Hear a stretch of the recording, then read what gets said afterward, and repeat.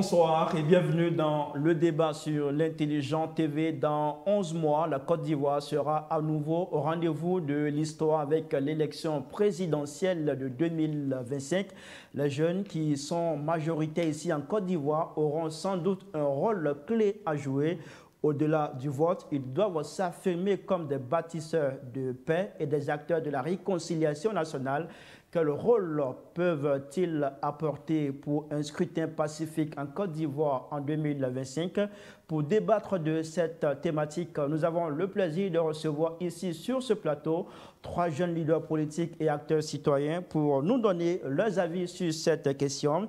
J'ai à ma droite sur ce plateau Ben Issouf Touré. Bonsoir. Bonsoir. Merci d'avoir accepté notre invitation. Vous êtes juriste, politologue et vous êtes aussi, sinon, vous avez été candidat au municipal 2023 à Port-Bouët. C'est bien cela? Oui. Merci d'avoir accepté notre invitation. Juste à ma gauche, nous avons Okobe Venance, qui est président de la Jeunesse pour le développement de la Côte d'Ivoire, en abrégé JDCI. Il est aussi juriste, c'est bien cela? Oui, bonsoir. Bonsoir, monsieur. Merci d'avoir accepté notre invitation. Merci. Juste à côté de vous, nous avons Haïlé Stevens-Ran. Bonsoir. Bonsoir, monsieur. Aussi juriste, président de la Ligue des générations engagées pour la Côte d'Ivoire. Merci d'avoir accepté notre invitation. En tout cas, nous avons sur ce plateau que des juristes ce soir pour se prononcer sur cette thématique qui intéresse les jeunes de la Côte d'Ivoire. Merci encore une fois de plus à tous les 3 d'avoir accepté notre invitation. Alors, je l'ai dit à l'entame de cette émission, dans 11 mois, c'est l'élection présidentielle en Côte d'Ivoire. Le processus électoral a été déjà lancé. On a eu une étape qui a été franchie, c'est la révision de la liste électorale. Déjà, quel est votre regard sur le contexte sociopolitique actuel? Est-ce que vous y voyez des signes d'apaisement ou des tensions persistantes? Ben? Déjà, pour moi, c'est un plaisir encore d'être sur ce plateau, de retour sur ce plateau. Il ne faudrait pas qu'on essaie d'effrayer les Ivoiriens. Je pense qu'on se connaît. On se connaît quand même. Que ce soit les grands partis au pouvoir ou bien que ce soit les nouveaux, on se connaît. Je pense qu'aucun Ivoirien ne souhaite vivre la crise post-électorale encore. Donc je pense que c'est pourquoi d'ailleurs même j'ai accepté ce débat, parce que c'est nous les jeunes qui allons changer la donne. Parce que mine de rien, c'est nous qu'on utilise pour aller brûler les pneus, c'est nous qui sommes le programme de société de nos aînés. Donc tout est dans notre main, comme on le dit. Donc pour moi, 2025, ça va bien se passer, ça sera apaisé, parce que les jeunes ont une conscience. Si moi j'ai pu être candidat en 2023, c'est qu'on a compris beaucoup de choses et je n'étais pas le seul. Et il y a des jeunes qui ont gagné, même si moi j'ai perdu. Donc ça va aller. Steven, est-ce que c'est aussi le même optimisme qui vous habite quand on regarde le contexte sociopolitique actuel? Est-ce que vous aussi, vous êtes du même avis que Ben Issouf? Vous pensez que 2025 sera apaisé? Est-ce que vous voyez des signes d'apaisement ou bien est-ce que vous voyez des tensions persistantes? Alors, M. Ibrahim, je voudrais commencer par, une fois de plus, vous remercier pour la lucane, l'opportunité qui nous a donné de toujours discuter des questions qui intéressent notre nation, la Côte d'Ivoire, qui est notre héritage commun. On ne peut pas ne pas être optimiste parce que, voyez-vous, on ne peut pas souhaiter que les vieux démons qui ont attrait donc à la scène politique, à la démocratie ivoirienne se réveillent. Sauf que, à côté de cet optimisme et surtout de cet idéalisme, il faut être réaliste. Moi, c'est ma conception aussi des choses, il faut être réaliste. Réaliste pourquoi? En réalité, je suis un peu gêné. Je suis un peu souvent peiné quand, à l'approche des élections, ces débats de cet acabit-là surgissent. La contribution des chefs religieux pour les élections apaisées, la contribution des chefs traditionnels, les guides religieux, la jeunesse et tout ça. Tout porte à croire qu'en réalité, on n'arrive pas à vaincre notre signe indien. Le signe indien lié aux élections en Côte d'Ivoire qui veut que les élections riment avec l'instabilité et surtout avec les crises. Pourtant, en cette période-là, on devait pouvoir être en train de discuter du programme de société des candidats, du parcours des candidats. Ça va venir, tout ça. Parce que nous sommes à 11 mois. Effectivement, je vais dire, en fait, ça va venir, mais vous allez voir que le débat qui sera au cœur même des élections et consorts, ça sera la stabilité, ça sera la paix, est-ce que les choses vont bien se passer? Et même les gens vont aller voter la paix au ventre. Qu'est-ce que cela signifie pour vous aussi? À chaque fois, on doit revenir pour se prononcer sur des élections stables, apaisées. Ça signifie quoi? Ouais. En fait, ça signifie pour moi qu'on n'arrive pas à mieux orienter notre façon de gérer notre scène politique et surtout notre façon de voir la démocratie, en fait. Parce que vous allez le remarquer, à chaque fois, toutes les crises qu'on a connues ont des facteurs communs. Généralement, c'est la corruption, donc la corruption au niveau même de l'organe qui est chargé des élections, généralement. Vous allez voir la manipulation et la caporalisation des médias. Vous allez voir l'exclusion soit d'un parti politique ou bien d'un chef de file d'un parti politique.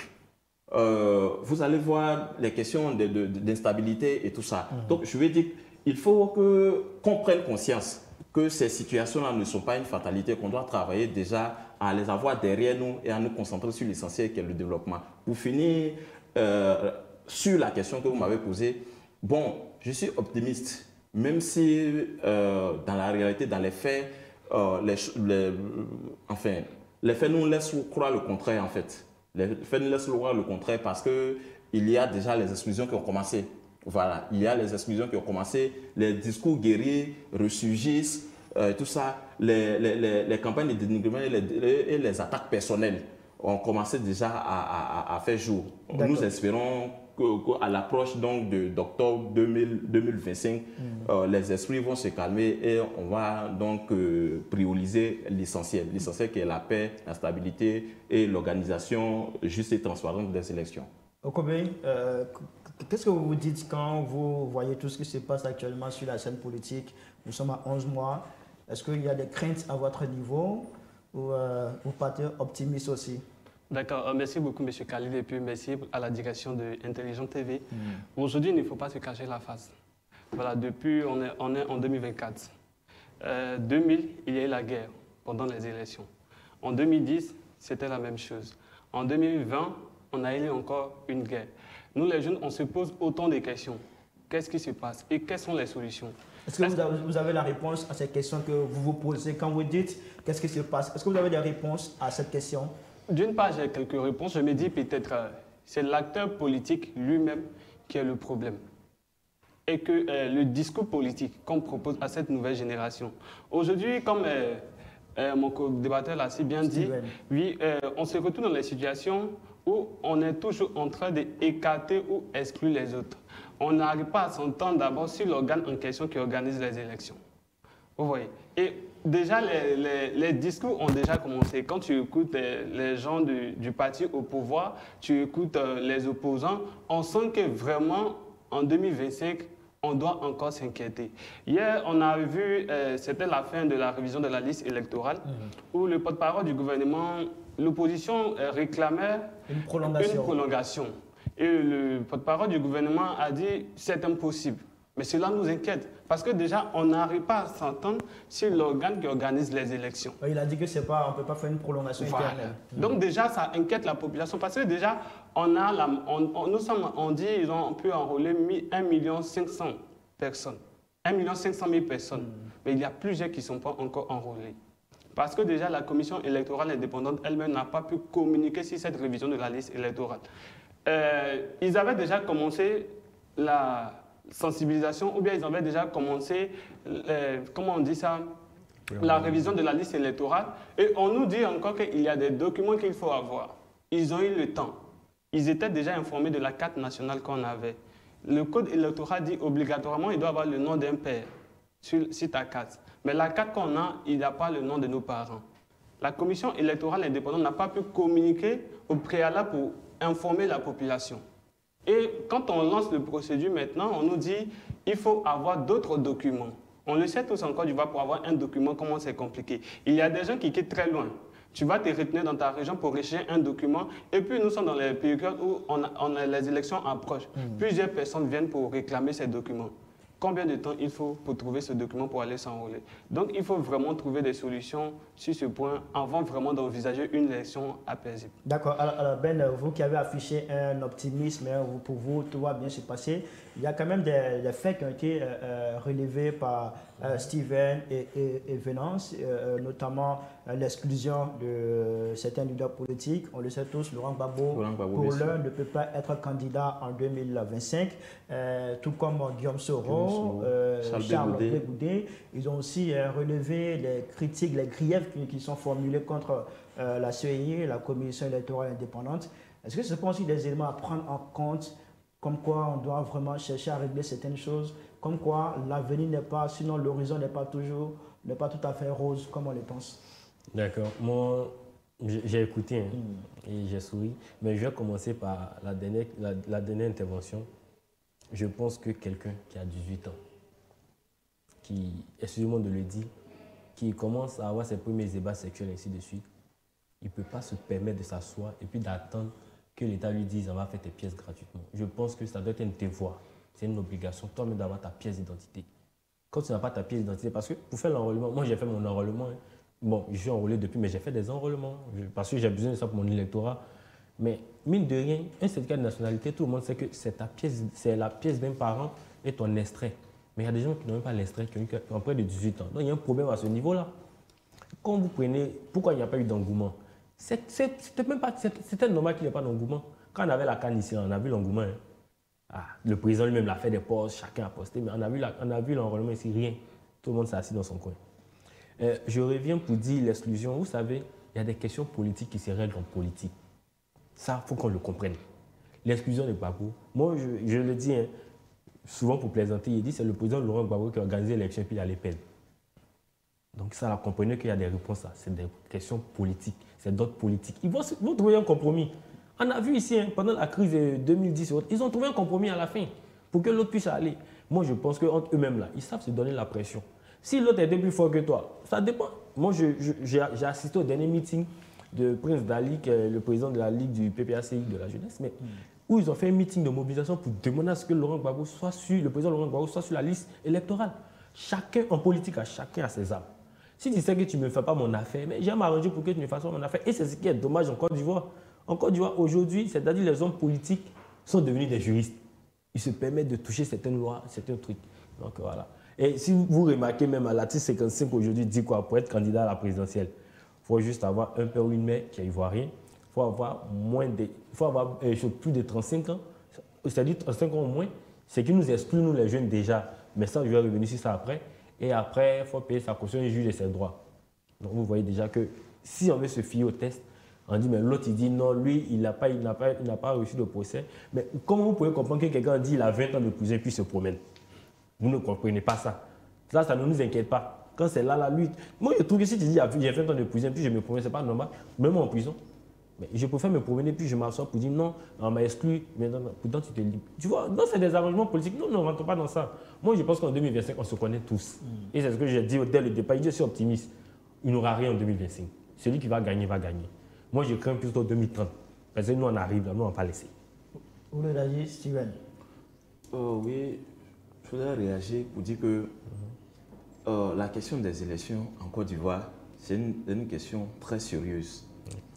Très sérieuse, qu'il faut l'aborder aussi avec tout le sérieux qui y va avec. Ben a commencé par dire que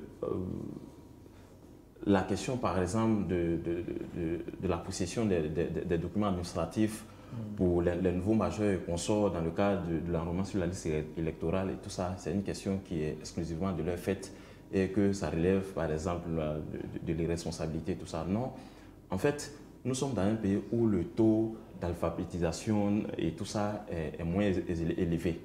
Vous voyez que les gens qui sont analphabètes, excusez-moi de le dire, c'est les gens souvent qui ne prennent pas la pleine mesure de certaines réalités, notamment la possession d'un document administratif. Bon, quelqu'un qui n'a pas grand-chose à faire avec un document administratif, qui ne va pas passer de concours, qui ne va pas aller à l'école et tout ça, il s'est dit que ce n'est pas important pour lui. Donc c'est à nous autres jeunes, qui sont par exemple leaders d'organisations, soit de la société civile ou même politique et tout ça, qui devront faire le lobby, qui devront faire des plaidoyers, de l'activisme auprès donc de ces jeunes-là, de ceux-là, pour leur dire l'importance de posséder non seulement un document administratif, mais l'importance aussi de s'inscrire sur la liste électorale pour participer au choix de celui qui va présider aux destinées de notre pays, celui qui va décider, qui va prendre des décisions cruciales pour notre avenir, pour leur avenir. Donc c'est à nous de le faire.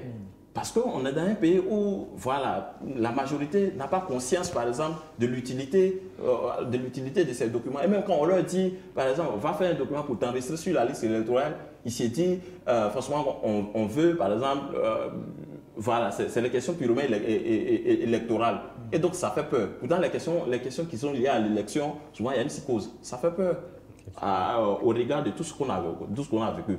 Pour finir, en fait, il a surfé sur la question, par exemple, de l'exclusion de certains leaders politiques, notamment le président Laurent Gbagbo, qui est la figure de proue de ceux qui sont exclus, disant que c'est une question politique, ça va se régler politiquement. Mais on l'a dit quelques années en arrière, et les choses ne se sont pas réglées politiquement, et on a connu ce qu'on a connu. Et donc, pour ce genre de situation, il faut continuer à alerter. Vous dites, c'est dangereux ce qui se passe, ce qui se trame, ce qui se profile à l'horizon. Parce que, naturellement, rien n'est nouveau sous le soleil. C'est des situations qu'on a connues et qui n'ont pas été vraiment avantageuses pour nous. Et c'est des situations aussi, disons, qui font de nous aujourd'hui même la génération sacrifiée. Parce que les gens, naturellement, ils avaient leur compte à résoudre, à régler, ils avaient leurs petits intérêts égoïstes à préserver et tout ça. Ils se sont battus. Et donc, quand les éléphants se battent, naturellement, c'est l'herbe qui souffre.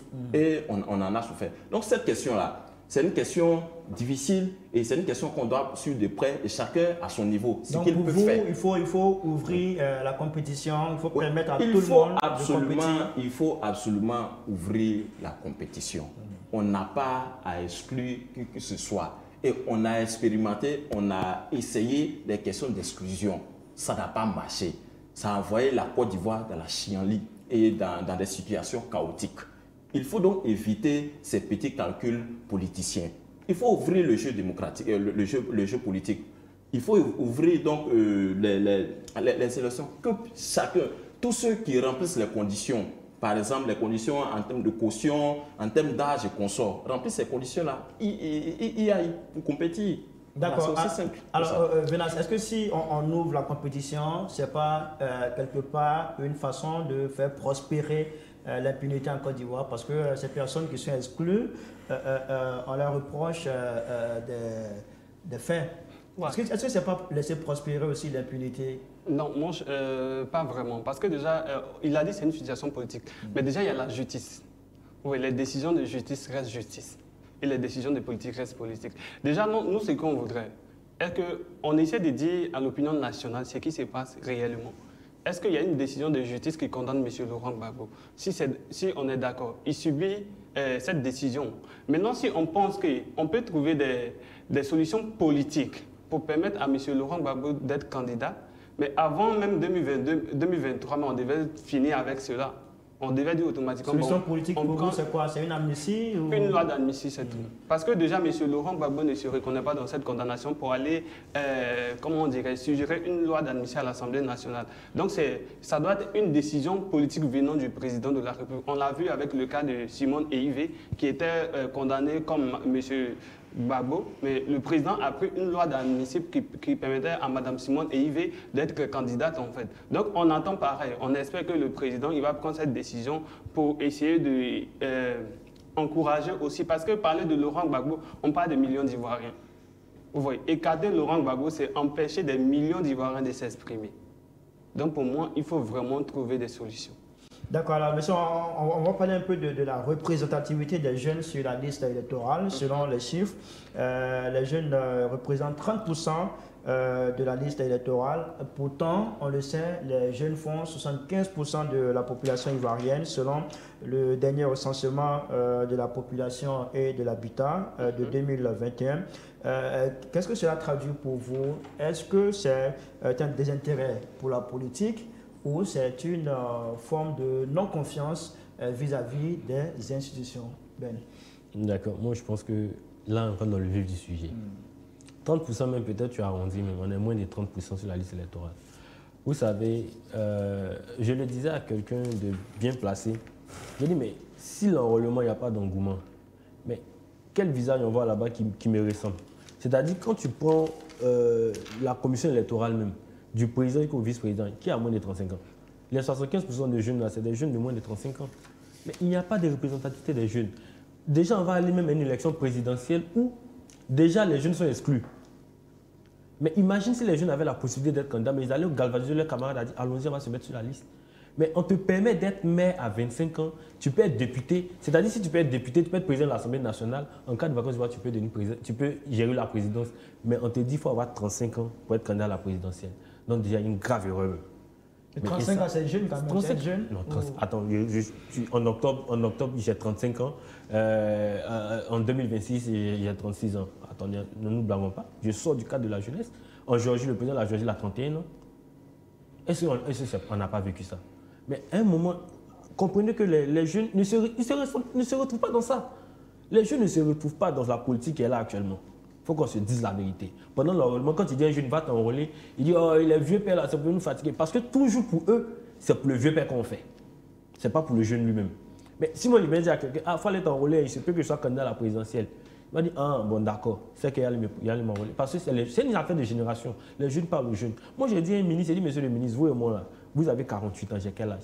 Est-ce que vous et moi, on a un ami en commun? On a des connaissances en commun, mais vous et moi, on n'a pas d'amis en commun. Mais si on voit quelqu'un qui a 31 ans, 32 ans, forcément, c'est une génération, on a des gens en commun.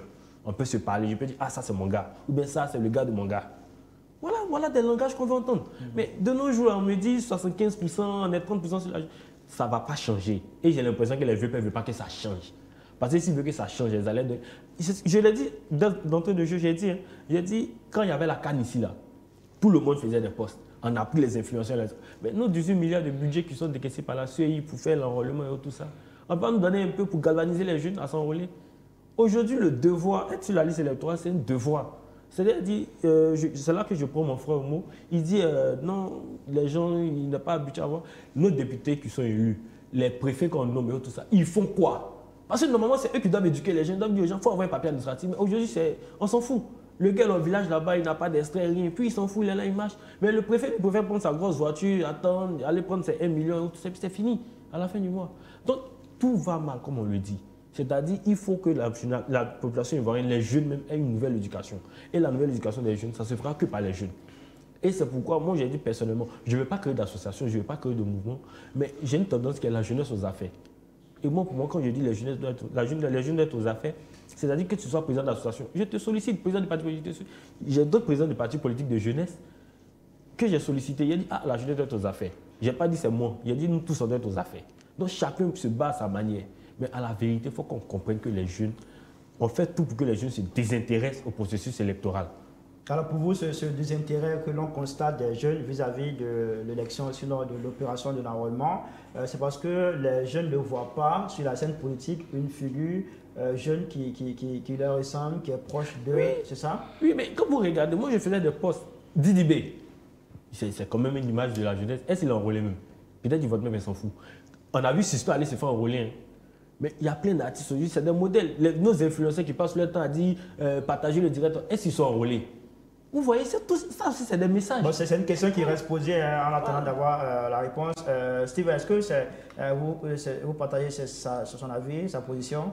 Vous pensez que ce désintérêt des jeunes, c'est parce qu'ils ne voient pas sur la scène politique des jeunes comme eux? Alors, je me pose à moi-même une question. Est-ce qu'il y a vraiment un désintérêt, disons, de la jeunesse aux questions politiques et tout ça? À cette question, je réponds oui parce que vous avez donné les chiffres tout à l'heure. selon le dernier recensement de la population ivoirienne et tout ça, la jeunesse est autour de 77%. Après, ce qu'on omet de dire que les 77%, c'est des jeunes, enfin, des enfants y compris, parce que c'est de 0 jusqu'à 35 ans, les 77%. Parce que les jeunes qui ont l'âge de voter, qui ont l'âge de voter, tout ça, ils se situent, je crois, en 33-35% dans les 77%. Et même les 35%, ceux qui sont inscrits sur la liste électorale, donc ceux qui peuvent voter, ils font à peine 29%. Les 29%, quand on prend la population électorale ivoirienne et tout ça, on se retrouve autour de 2 millions, 3 millions de jeunes sur la liste électorale. Naturellement, les jeunes ils se bousculent, ils ont un désintérêt pour la politique. Après ce désintérêt-là, comme mon co-débatteur Ben, il essaie de faire, les gens justifient ce désintérêt-là, que c'est normal, voilà, ils ne voient pas une figure qui leur ressemble et tout ça, et qu'il y a des situations antérieures qui font que les jeunes se désintéressent de la politique. Moi, je ne suis pas de cet avis-là. Primo, je ne suis pas de cet avis-là. En fait, on est ivoirien et on est condamné à l'être. En tout cas, nous autres, on n'a pas une double nationalité et tout ça. C'est ici qu'on va se réaliser. Et donc, si les choses se passent bien ici, naturellement, les choses se passent bien pour nous. Et quand on parle des questions politiques, on parle donc d'un enjeu qui est important parce que c'est l'élection d'une personne ou alors d'un groupe de personnes qui vont décider à nos places et tout ça. On ne peut pas alléguer un certain nombre d'éléments et dire qu'on se désintéresse par exemple de ce processus-là qui est important pour nous. Donc, j'estime que les jeunes doivent pouvoir, je vais dire, se bousculer, s'inscrire dans l'engagement civique. C'est que dans l'engagement civique, ça veut dire que se faire enrôler sur la liste électorale, participer au processus électoral. Et ils ne le font pas suffisamment. Voilà. Et il faut qu'ils le fassent. Et au-delà de tout, ils doivent œuvrer à résister aux manipulations. Ils doivent œuvrer à résister aux manipulations et se créer une place dans le processus politique. Parce que c'est en faisant ça qu'ils pourront influencer, par exemple, les décisions politiques et les actions politiques qu'on voit et tout ça, qu'ils pensent que ça leur porte greffe, que ça ne leur est pas providence, ça ne leur est pas utile. Parce qu'à chaque fois qu'on va rester à jérémiader, à nous morfondre sur notre sort, après, les politiques ou alors nos holders là, ils n'ont pas intérêt forcément à ce qu'on s'intéresse à la politique politicienne. Ils n'ont pas intérêt à ce qu'on prenne nos responsabilités et on leur impose notre vision de la Côte d'Ivoire qu'on veut. Ils n'ont pas intérêt parce que dans tous les cas, c'est comme on va demander à un serpent qui a pour habitude de mordre, d'être docile et de ne plus mordre. Eux, leur rôle, c'est de maintenir les choses dans la manipulation, de telle sorte qu'ils puissent les utiliser comme une masse qui va servir à satisfaire leurs intérêts dans certaines circonstances, comme par exemple dans le cas de la violence, ou alors remplir les meetings et tout ça. Donc si demain, les jeunes prennent conscience et qu'ils disent aussi qu'ils ont leur mot à dire, ils ont leur veto à poser, parce que nous sommes dans un système démocratique, le système démocratique c'est le nombre, et on est nombreux. Et donc si on se réveille, on commence à prendre nos responsabilités et tout ça, ils sont en mauvaise posture. Donc ce n'est pas de leur intérêt, par exemple, à nous permettre ou à nous laisser nous affranchir de leur domination, de leur manipulation. Ce n'est pas de leur intérêt. Donc c'est à nous de prendre conscience de ça et essayer, tant bien que mal, de poser les pas qui vont nous permettre naturellement là, de commencer à prendre une part active au jeu politique. Alors, Venance, est-ce que les jeunes, c'est pas parce que les jeunes se sentent incapables de changer les choses, de faire évoluer les choses, qu'ils préfèrent ne pas s'engager politiquement, ils préfèrent ne pas s'intéresser à la chose politique?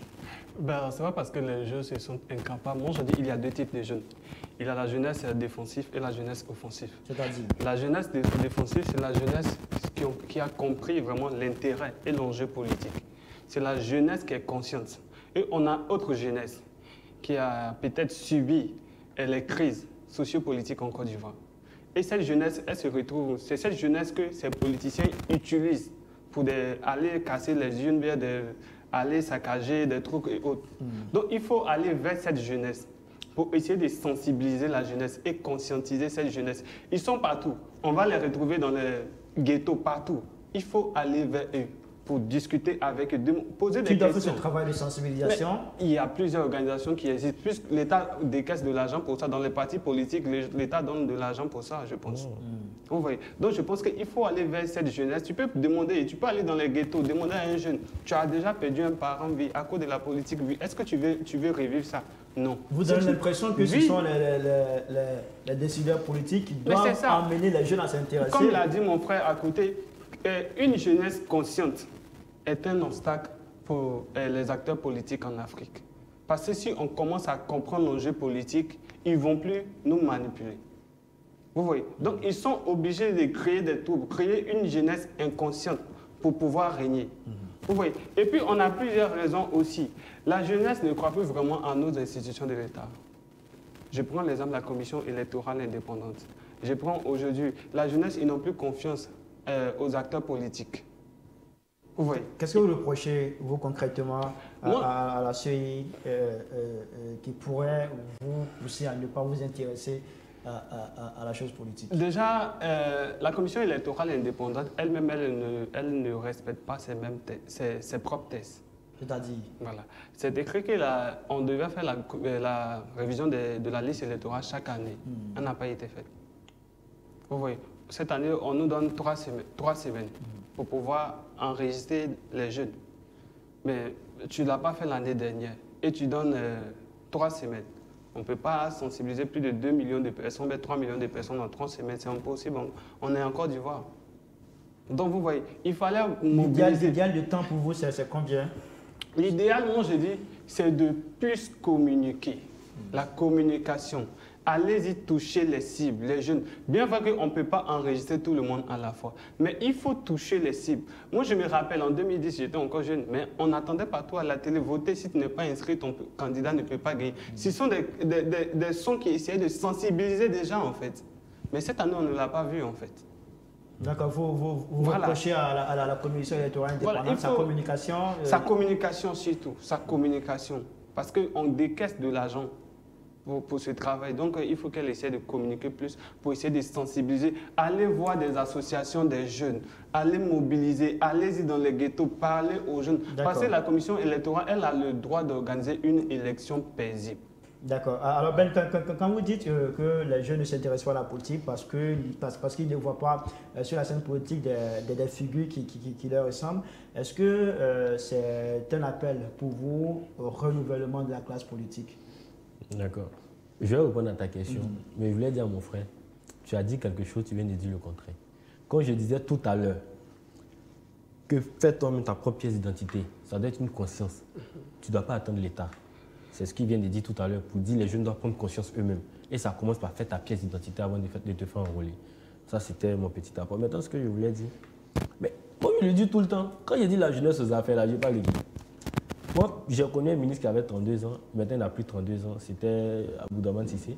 Et vous savez, les Ivoiriens, quand il s'agit d'un combat national, on se lève. Moi, je prends le cas avec la Condation, je ne sais pas si vous connaissez, le président Zanga. Quand il s'agissait de 49 soldats, on s'est levé. Voilà. Moi-même, j'étais dans le combat. Si tu ne fais pas attention, mais tu as dit non, lui là. Moi, je suis allé, j'ai même bloqué le truc de Sidiki Diabato, mais ce n'est pas quel artiste là. Je ne voulais même pas que l'artiste fasse le concert parce que je voulais qu'on libère nos soldats. Je ne connaissais même pas l'un des soldats. J'ai même organisé des meetings où à Port-Bouilly, le président Zanga m'a appelé. J'ai mobilisé les gens, on a parlé. Mais à la vérité, il faut qu'il y ait un renouvellement de la classe politique. Et ça s'impose. Parce que, mine de rien, vous ne pouvez pas dire en est 35%. Regardez un peu, prenez dans les sociétés, que ce soit dans toutes les entreprises, les hauts postes, ce n'est pas les jeunes de moins de 35 ans. Mais regardez à la MACA, à la PPA. Qui sont les plus nombreux? C'est les jeunes. C'est là-bas on peut servir. Tout ce qui est mauvais, c'est les jeunes. Aujourd'hui, les jeunes, quand vous prenez l'article 34 de la Constitution ivoirienne, l'article parle des jeunes, en faveur des jeunes. Non, il faut qu'on donne de l'éducation aux jeunes, il faut qu'on donne des bourses aux jeunes. L'article 34, vous pouvez vérifier. Mais les jeunes, on ne va pas toujours rester le programme de société de nos aînés. À un moment, là, moi, je pense que même ce qu'on appelle la démocratie, c'est la démocratie du nombre. Hein. On ne peut pas être plus nombreux et puis on va dire nous, on a qu'à être en minorité. Je suis désolé. Donc, à un moment, il faudrait qu'il y ait un renouvellement. Et ce renouvellement, ça se fait comment? Il faudrait que les jeunes en prennent conscience. Moi, je vois l'association de mes deux frères ici, je suis content. Mais moi, je ne me vois pas faire une association. Et moi, je dis, je suis un électron libre. Mais je parle avec tout le monde. Si on peut marcher ensemble, on marche ensemble. Je t'ai dit tout à l'heure, moi, j'ai l'impression qu'on me ferme les plateaux télé. Mais j'ai fait mon podcast, ils m'en foutent. Parce qu'après, on va parler. Qu'on le veuille ou pas, la pire chose qui peut arriver à un homme, c'est de mourir. Et ça, c'est quand Dieu décide. Donc, moi, mon message aux jeunes, qui s'élèvent. Moi, je ne souhaite même pas être ministre à la place de quelqu'un. Mais mon combat que je fais, c'est parce que je sais que si mes frères en ont affaires, à tous les coups, ça serait une génération. Il faut qu'on développe. Moi, j'habite à Gonzague. Je l'ai dit à Gonzague, Terre Rouge. Mais attendez, le niveau de vie là-bas, les gens ont peur qu'on vienne les déguerpir du jour au lendemain. Du jour au lendemain, ils ont peur qu'on vienne les déguerpir. Moi-même, j'ai peur. Malgré que j'ai le coup de mes parents là-bas. J'ai peur. Est-ce qu'on va rester dans ça? C'est parce qu'on n'est pas aux affaires. Les jeunes ne savent même pas ce qui se passe au sommet. Mais il faut des jeunes. Lui, il l'a dit tout à l'heure, le frère l'a dit, il faut aller dans les ghettos. Ghettos, là, c'est les jeunes qui sont là. Quand vous parlez de renouvellement de la classe politique, ils sont combien ces jeunes qui acceptent de candidater durant certaines élections? Ils sont combien? Mais toi-même, on est en train de parler. Moi, il y a candidaté, non? Il y avait des jeunes comme vous on qui sont encouragé, candidats, de combien? À 29 ans, j'ai candidaté, on m'a menacé. Le ministre Bakongo, le ministre-gouverneur Bakongo, en pleine graduation, il m'a dit, je suis indiscipliné parce que je suis candidat. Vous voyez, mais on a fait l'année de la jeunesse et ça a commencé en 2023. Les jeunes de moins de 35 ans qui étaient candidats, est-ce qu'ils ont levé un décret pour dire, bon, on va donner telle somme à tel jour pour les encourager? Mais on a vu une élection ici où ils ont dit, on donne 100 millions à chaque candidat. Est-ce qu'on n'a pas vu ce qui c'est ici? Donc à un moment là, frère, il faut qu'on se dise certaines vérités. Je peux ajouter quelque chose. Pour le soutenir déjà, il faut dire que les jeunes sont souvent absents dans les instances décisionnelles. Vous voyez, quand aujourd'hui on voit la commission électorale indépendante, est-ce qu'on peut me dire un jeune de 30 ans qu'il y a les partis politiques, il y a la société civile, mais est-ce qu'il y a les représentants de la jeunesse? On doit se poser ce genre de questions. Vous voyez, si on accepte les partis politiques dans l'organe qui organise une élection, pourquoi ne pas accepter aussi les jeunes? Il faut vraiment injecter les jeunes aussi au milieu pour qu'ils puissent comprendre beaucoup de choses en fait. Donc vous voyez, il faut vraiment qu'on essaie de mobiliser les jeunes dans ces organes aussi et puis on verra en fait. Je vous vois en train de sourire. Non, oui, en fait, moi, je suis un peu mal à l'aise avec cette posture-là, bien que cette posture soit légitime. Laquelle? La posture qui veut que la jeunesse quémande sa place dans les instances décisionnelles et surtout dans le marigot politique. Parce que pour ce que je sais et pour le peu que je sais, en politique, la place ne se donne pas. La place se prend, la place s'arrache. Pour continuer, Ben dans son propos précédent, a dit que j'avais dit le contraire de mes précédentes démonstrations. Non, non, certainement vous avez mal compris, sinon je n'ai pas dit le contraire et tout ça. Vous voyez qu'au sein de la jeunesse et tout ça, c'est pas tout le monde qui est éclairé comme Ben ou alors mon co-débatteur ici. Il y a les porte-flambeaux, il y a les porte-voix, il y a des gens qui portent les aspirations, les causes, les combats et tout ça de la jeunesse. Et donc, c'est à ceux-là de faire des sensibilisations. C'est à ceux-là de toujours approcher ceux qui ne sont pas mieux éclairés, mieux avertis, pour leur expliquer, leur faire comprendre, savoir le bien fondé, par exemple, de l'intérêt qu'ils peuvent porter au processus électoral, au processus démocratique en Côte d'Ivoire. Voilà. Donc, quand je disais que les jeunes de 18 ans, il y a certains qui n'ont pas pleine conscience, par exemple, de l'importance de s'inscrire sur la liste électorale, de l'importance de posséder un document administratif. Et voilà, je dis mes démonstrations qui ont suivi ne sont pas en porte-à-faux avec ce état de fait-là. Donc, rapidement, en fait, nos aînés, nos pères, détrompez-vous, ne vont pas se lever le matin parce qu'ils sont fatigués du pouvoir, mais parce qu'ils sont fatigués de construire leur vie et construire la vie de 10 générations encore en arrière et nous laisser la place. Ça sera à nous, non seulement de nous former, parce qu'il y a ça aussi. Vous pensez que les jeunes manquent de formation? Non, c'est pas un manque de formation. Dans une certaine mesure, souvent. Parce que vous voyez que quand on utilise quelqu'un Quand on dit que quelqu'un, par exemple, a une désobéissance civile pour couper les troncs d'arbres et pour les jeter, et après quand tu lui demandes, mais ce tas que tu as commis là, à quoi est-ce que ça répond concrètement? Il dit que c'est parce qu'on m'a demandé de faire que je le fais. Vous voyez que déjà, il y a un manque de formation, il y a un manque de lucidité, compréhension de la vie et tout ça. Et quand dans la même période, les gens sont dans les bacs à verre parce que justement, on leur donne 10 000 francs pour qu'ils puissent aller au vélodrome et tout ça. Vous voyez que quelqu'un qui est réfléchi, tout ça, ne peut pas mettre sa vie en péril pour des biens de 10 000 francs. Donc, il faut commencer aussi par la formation, le changement de mentalité. Il faut que les jeunes changent de mentalité. Parce que quand tu parles de politique à un jeune aujourd'hui, on est au sein de la Ligue des générations engagées pour la Côte d'Ivoire. Bon, il parle d'association. Mais en fait, c'est une organisation politique. C'est une organisation politique. Si les conditions se créent et tout ça, on va candidater aux élections à venir, que ce soit aux élections locales et tout ça, pourquoi pas même aux élections présidentielles et tout ça.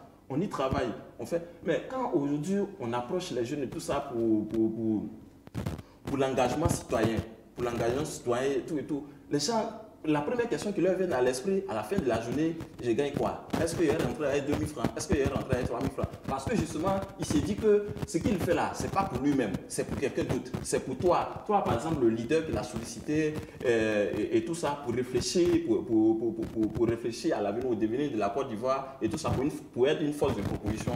Il s'est dit qu'il le fait pour toi. Donc, je me dis qu'il y a un problème. Et le problème là, il faut voir aussi du côté de la formation. Et c'est vrai aussi qu'il faut voir du côté aussi de l'emploi. Voilà, de l'emploi parce que... Est-ce que cette précarité que vivent les jeunes dans leur majorité, il y a pour quelque chose aussi dans leur désengagement en politique? Absolument, absolument. La précarité, le chômage et tout ça, il y est pour beaucoup. Il y a pour beaucoup parce que ce n'est pas tout le monde qui a une force mentale d'un certain niveau qui peut lui permettre, par exemple, même dans les moments difficiles, de rester droit dans ses bottes et puis être en conformité avec ses principes. Ils ne sont pas nombreux. Et donc, dans les situations difficiles, des situations de précarité, naturellement, les jeunes sont vulnérables. Et même la vulnérabilité de la jeunesse aussi puise en grande partie même sa source de là. Mais après, on va pas, c'est ce que je dis toujours, on ne va pas rester là à nous morfondre. Il y a une telle situation, on regarde qu'est-ce qu'on fait pour sortir de cette situation. Et ce qu'on fait, c'est ce qu'il dit là, c'est déjà commencer à résister aux manipulations. Commencer déjà à négocier chercher notre place déjà dans ce processus politique-là. De telle sorte que quand on commence à se faire de plus en plus une place dans le processus politique, je pense qu'on pourra quand même réussir à accomplir beaucoup de choses. Pour finir, la question du manque d'emploi et tout ça de la jeunesse n'est pas inhérente seulement à la Côte d'Ivoire. Quand vous voyez le Burkina Faso sous Blaise Compaoré, le Burkina quand même n'était pas l'un des pays les plus riches de l'Afrique et même de l'Afrique de l'Ouest. C'est vrai qu'en termes de stabilité, de sécurité, tout ça se portait bien. Mais en termes économiques, ce n'était pas la rose. Mais en 2014, le balai citoyen de la jeunesse burkinabé qui a chassé l'homme Blaise Compaoré du pouvoir après 27 ans. Et tout ça, c'est la jeunesse qui s'est organisée, qui a estimé que voilà, trop c'est trop, il faut passer à autre chose. Et donc, ils ont pris leurs responsabilités et on a vu la suite. En 2011, je crois, avec le président Abdoulaye Wade, le mouvement Y en a marre, avec les jeunes artistes et activistes et tout ça. Mais ils ont réussi à faire reculer le président Abdoulaye Wade qui voulait encore faire un autre mandat et tout ça. Et donc, c'est la jeunesse qui a porté même Macky Sall. Ça descend dans les rues. Non, je ne suis pas en train de dire ça. Tu le dis indirectement. Mais après, quand les gens descendent dans la rue, c'est pas vrai qu'ils le font. Et puis, c'est un droit. C'est quand même un droit constitutionnel. Voilà, c'est quand même un droit constitutionnel. Si tant est que descendre dans la rue et tout ça, je vais dire, il n'y a pas encore d'autres actions, par exemple violentes et tout ça, ces actions de ça pacifiquement dans la rue pour revendiquer quand même un mieux-être. Il faut le faire de façon pacifique. Voilà, pacifiquement. Et parce que un droit qui est reconnu aux jeunes. Alors, vous le savez tous, ce sont les jeunes qui sont utilisés pendant les crises liées aux élections. En 2010, on a fait le constat. En 2020, on a fait le constat également. Est-ce que vous pensez sincèrement que les jeunes, la jeunesse ivoirienne est prête à s'engager pour une élection apaisée en 2025? Ben. Moi, personnellement, je prends mon cas toujours. Hein, parce que, mine de rien, j'ai été beaucoup manipulé, beaucoup utilisé. Mon père disait souvent à certains cadres politiques, vous avez créé vos propres monstres. Parce qu'il faut voir que moi, j'ai raté la prison à 2 reprises. Parce que j'étais ceux qu'on appelait activistes, insultaient sur les réseaux sociaux, parce que je voulais défendre mon leader ou tout ça. Mais quand il s'agissait d'aller en prison, on n'a pas attrapé mon leader, c'est moi. C'est moi, j'ai donné la préfecture de police, c'est moi qui suis arrivé au palais de justice et tout ça, à 2 reprises. Il faut comprendre que les jeunes, et ça je le dis à qui veut l'entendre, les jeunes se feront toujours manipuler tant que nos aînés feront de nous leur programme de société. Ça, c'est clair. Je disais, mais vous faites comprendre là que ce n'est pas toujours facile d'échapper à la manipulation. Non, ça ne peut pas. C'est mais impossible. Imagine tout le pouvoir, le gîte et le couvert, appartient à qui? À nos aînés. C'est eux qui contrôlent tout, comme on le dit. Mais quand quelqu'un te contrôle, il a les moyens, il te dit, bon, petit, si tu fais mon affaire là, demain tu deviens, tu rentres dans telle direction. J'étais le nom, il y a certains ministres qui ont usé même de leur ministère pour positionner des gens pour gagner des élections ici. Ça, on le sait. Donc, à un moment, il faut qu'on comprenne certaines choses. Celui qui te contrôle, celui qui te nourrit, et celui qui te nourrit, qui te contrôle.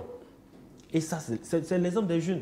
Aujourd'hui, quand un député s'élève, et puis, pour aller faire campagne, il dit non, si je suis élu, je vais faire 3 km de bitume ici. Et puis, on laisse passer. Quand on voit des gars qui font des campagnes à hauteur de milliards, et puis on laisse passer. Mais à un moment, la fois, tu dis, le jeune, là, il comprend qu'il n'a... Moi, par exemple, j'affronte à Port-Boué. J'ai un budget de moins de 30 millions. J'affronte des gens qui ont un budget de milliards. Mais après, là, même si les jeunes veulent me suivre, on dit, ah, tu es là-bas, là, frère. Quand je suis venu là, on m'a donné 100 000, on m'a donné une enveloppe, on m'a donné tant. Mais de rien, là, il a cette reconnaissance-là. Alors, quand vous dites que les jeunes sont manipulés, ils se feront toujours manipuler parce qu'ils sont toujours contrôlés, nourris par les décideurs politiques, cela voudrait dire qu'ils ne sont pas prêts alors pour une élection apaisée en 2025. Tu vois que tout de suite, quand tu as dit les décideurs politiques, on comprend tous que les décideurs politiques ont plus de 35 ans. Ce n'est pas nous. Les décideurs politiques, ce n'est pas nous, c'est ceux qui ont plus de 35 ans. Et ceux qui ont plus de 35 ans, vous savez qu'il y a 1% du budget de l'État de Côte d'Ivoire qui est reversé aux partis politiques. Ça, on le sait au moins. Le budget de Côte d'Ivoire, c'est 3 000 milliards. Ça fait combien? 30 milliards. C'est ça, si je ne me trompe pas de mes calculs, ça fait 30 milliards, si je me trompe, qu'on reverse aux partis politiques. C'est quelque chose, sans compter ce qu'ils vont gagner eux-mêmes. Donc, à la vérité, il faut comprendre que les jeunes se feront manipuler, mais les jeunes vont arrêter de se faire manipuler quand les jeunes eux-mêmes seront aux affaires. Ça, c'est obligatoire. Et c'est mon combat actuellement. Tant que les jeunes ne seront pas aux affaires, ils seront manipulés. En 2025, s'il doit avoir, comme on le dit, un peu de casse-casse, comme on le dit, ça sera les jeunes. C'est des jeunes à qui on va venir donner de l'argent, le gîte et le couvert, le bac avec, comme il a dit, tout ça. Ça va se faire parce que c'est les jeunes qui vont venir voir. Tu ne vas pas voir quelqu'un qui a 49 ans, bien 50 ans, qui va aller casser les unes. Mais non, c'est toujours des jeunes. Quand tu prends même les syndicats et tout ça, ceux qui font les Yombo et tout ça, c'est des jeunes. Et à un moment, il faut que des jeunes puissent parler à des jeunes. Moi, j'ai fait l'expérience parce que je suis président du comité de contrôle des 18 universités Amadou Gon Coulibaly, du réseau des alumni. Mais on devait faire une activité et nous-mêmes jeunes, on a boycotté. Nous-mêmes jeunes, on a boycotté. Entre-temps, on avait l'administration qui n'était pas prête pour nous, mais on a boycotté. Mais moi, je suis allé faire une mobilisation parce que, mine de rien, j'ai fait les partis politiques. Je suis allé faire une mobilisation. J'ai laissé les autres aller d'abord. Et c'est parce qu'ils sont allés dire là-bas, ils sont allés se jouer les singes savants, aller dire non, c'est la journée de la paix, il faut qu'on s'en suive. Moi, je suis parti, bon langage, les gars, c'est gâté, venons, c'est géré, après on voit ce qu'on peut faire. Mais on a rempli la salle. Tu vois un peu dans quoi on est. Les jeunes ont un langage auquel ils sont habitués. Je gagne quoi, comme je le disais. À la fin, tu vas tourner avec un jeune. Même ton meilleur ami, vous allez tourner. À la fin, là, tu lui donnes quoi? Parce que le bénévolat aujourd'hui, là, ça n'existe pas. C'est pourquoi quand je vois des gens dire je suis bénévole et tout ça, ils disent c'est bien, c'est vrai que tu gagnes rien dedans, c'est vrai que tu gagnes un peu dedans, tu dis tu fais ça. Sinon, si tu gagnes rien, chaque fin du mois, tu dois payer le loyer ou tout ça, tu ne vas pas faire ça. D'accord. Venance, est-ce que vous pensez que les jeunes sont prêts à s'engager pour une élection pacifiée en 2025? Moi, je pense que les jeunes sont prêts, mais comme ils l'ont si bien dit, on parle toujours de manipulation. Moi, je pense qu'une personne, bon, comme nous qui sommes ici, on arrive à manger, se déplacer, on arrive à se vêtir. Je ne pense pas qu'un acteur politique va venir nous proposer 5 000 francs pour dire va brûler tel véhicule, bien, va casser tel... On peut vous manipuler autrement, en vous offrant de l'emploi aussi. De l'emploi, voilà. Donc le problème... Il a dit qu'on va le manipuler. Non, on ne peut pas me manipuler à cause de l'emploi, mais ce sont des raisons qui engendrent les manipulations. Vous voyez, aujourd'hui, un jeune qui est au chômage, on voit peut-être qu'on a vu aujourd'hui, il y a e-emploi RHDP. On t'approche, on dit, bon, si tu adhères au RHDP ou bien je prends l'exemple, hein, tu acceptes d'aller brûler comment dirait, le véhicule de tel candidat, on va te mettre sur la plateforme e-emploi RHDP et puis tu vas travailler. Mais il va aller. Vous voyez? Donc le problème, c'est le chômage et la pauvreté. Vous voyez? Donc on va se retrouver toujours dans la manipulation une fois qu'on n'a pas encore trouvé des solutions pour le chômage. Aujourd'hui, on voit les jeunes qui se cherchent à liberté, à jamais liberté.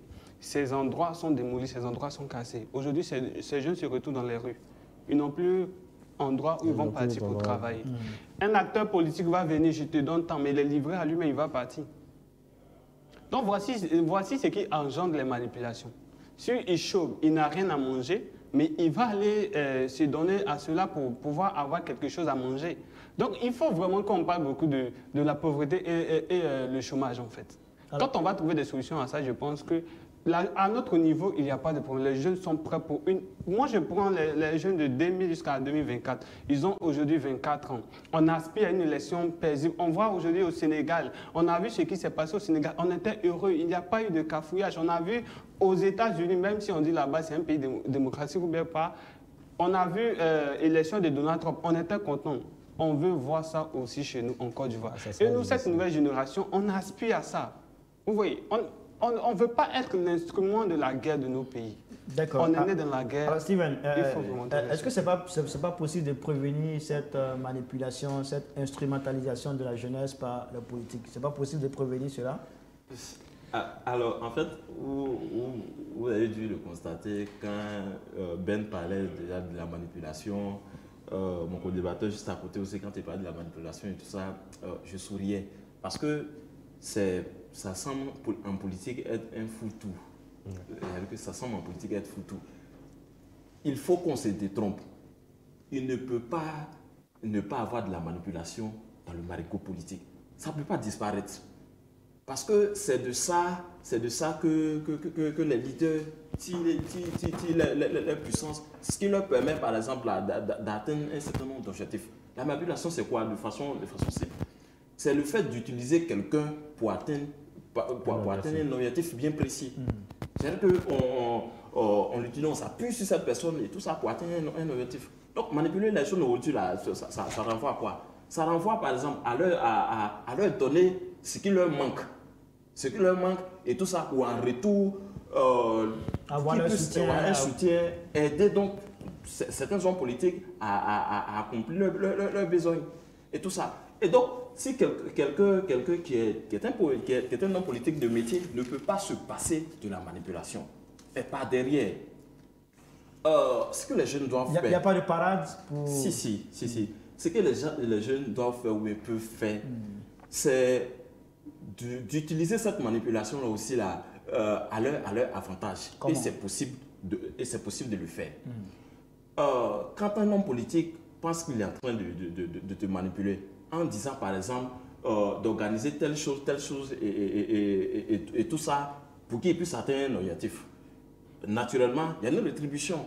Mais quand tu as cette rétribution, tu l'analyses, tu sais que certainement elle n'est pas en déphasage total avec tes principes, tes convictions. Par exemple, moi, il y a certaines choses, c'est vrai qu'on dit chacun a son prix.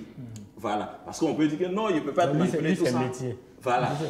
C'est vrai qu'on peut dire que, tu peux dire généralement, non, tu peux t'établir. Non, on ne peut pas me manipuler, il y a certaines choses. Mais face à certaines propositions, ton sang fait le tour de ta tête. Tu te dis, tiens, est-ce que mes principes en valent la peine? Voilà. Donc, moi, ce que je suggère, face à la manipulation et tout ça, il faut voir, est-ce que ce qui t'est proposé là n'est pas totalement en déphasage avec tes principes? Si tant n'est pas le cas et tout ça, si tant n'est pas le cas, tu essaies, tu le fais, mais dans l'intérêt, toujours dans l'intérêt supérieur de la Côte d'Ivoire. C'est-à-dire que dans l'intérêt général, tu le fais dans l'intérêt général et par derrière, je pense qu'il y a une rétribution qui t'est donnée aussi. Bon, plus simplement, généralement, l'homme politique, il peut penser te manipuler, par exemple, en te disant de mobiliser une foule pour remplir son meeting. Dans tous les cas, quand il vient pour un meeting, bon, c'est vrai que généralement, le meeting, c'est des attaques personnelles. Mais au moins, il va parler de la Côte d'Ivoire. Donc, quand tu vas mobiliser, tu peux déjà faire un lavage de cerveau à ce que tu mobilises.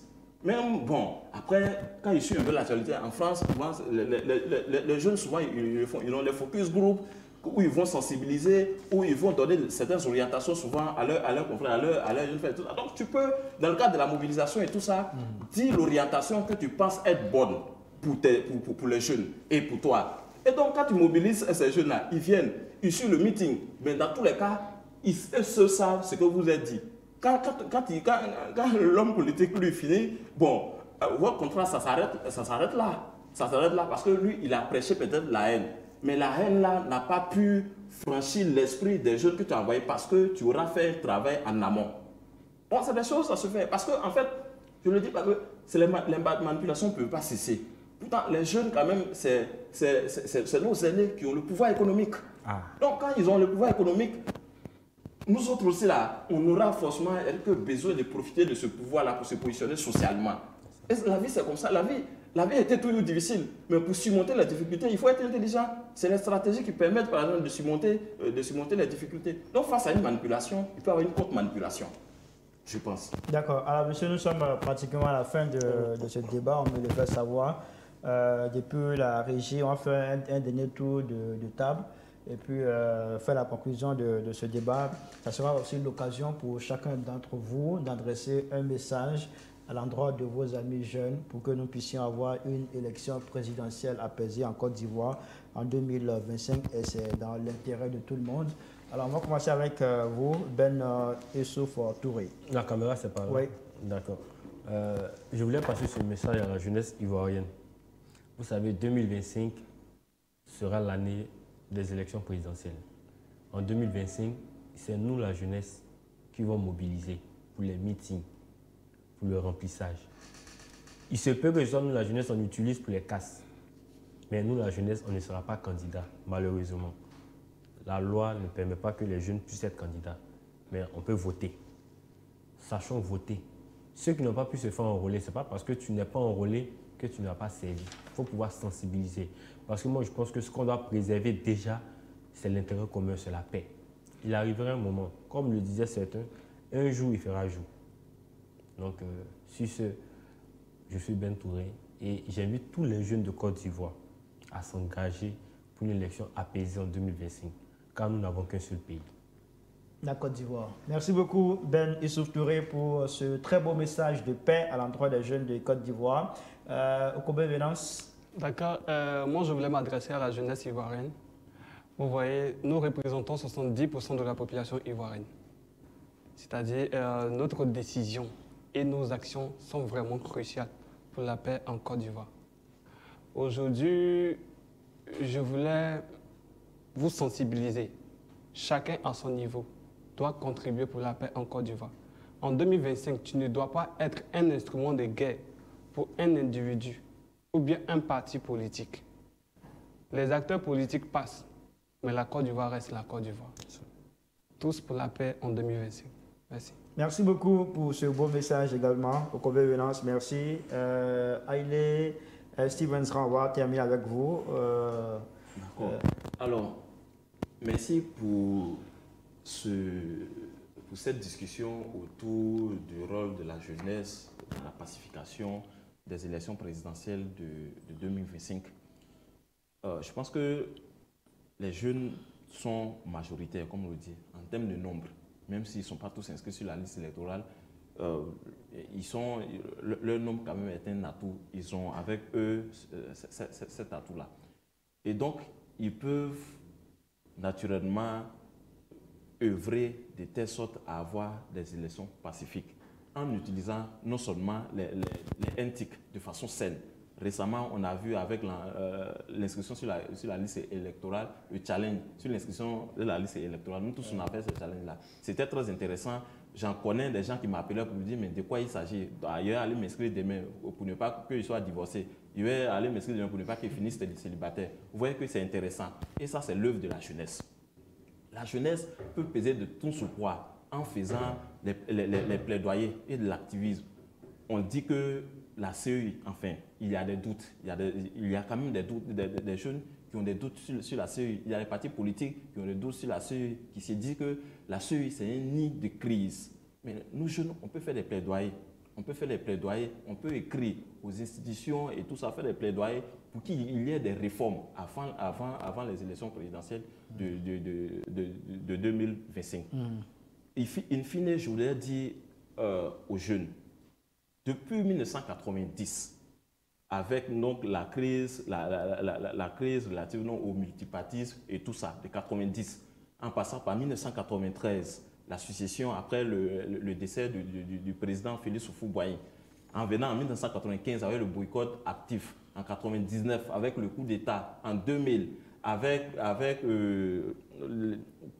la crise post-électorale entre le président Laurent Gbagbo et le général Robert Gueye, en 2002, rébellion, 2011, crise post-électorale, 2020, crise préélectorale. On va aller vite, le temps voilà. est écoulé. Donc, je voudrais dire que toutes ces crises-là, la jeunesse a mobilisé son énergie pour que ces crises soient possibles. Merci beaucoup. Il est possible aussi que la jeunesse mobilise cette énergie-là autrement pour que les élections puissent se passer de façon pacifique et sans heurts. Merci beaucoup à tous les trois d'avoir accepté notre invitation. Ben Issouf Touré, Haïlé Stevens-Ran, Kobe Venas, merci à tous les trois d'avoir été avec nous ce soir pour débattre du rôle de la jeunesse dans le processus d'une élection pacifique en Côte d'Ivoire.